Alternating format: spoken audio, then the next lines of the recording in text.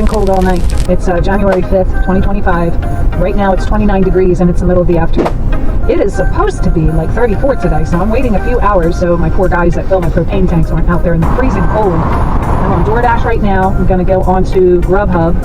The shame I'm not going out tonight. There's supposed to be a $2 extra per order. I've been up since 1:30 in the morning like usual, so I'm not going to be up at 5:30. My hot chocolate is so much better than Wawa's hot chocolate. So I just got an order from Taco Bell. Let me hit accept. And then that is make sure the drinks are on there. So I got that.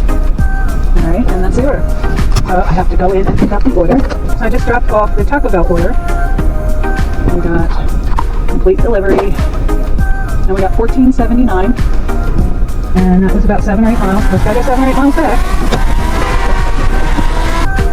Alright, and I also forgot to turn off my Grubhub, which means I just missed out on a $15 order. Of course, that was going 10 miles. Okay, I got an order at Applebee's, and I just picked it up.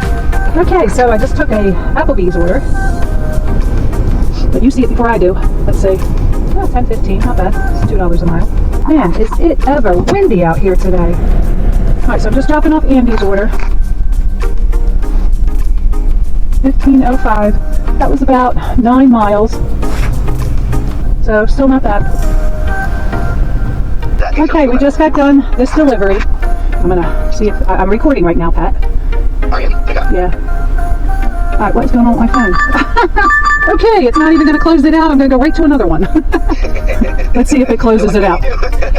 It's confused my phone. Oh, not bad. I mean, less than 2 hours, $49 already. Not bad. Went from a bakery, and here's my order. I would be knocking on the door about that one. $13.33. So today I worked 3.5 hours, so $94.30.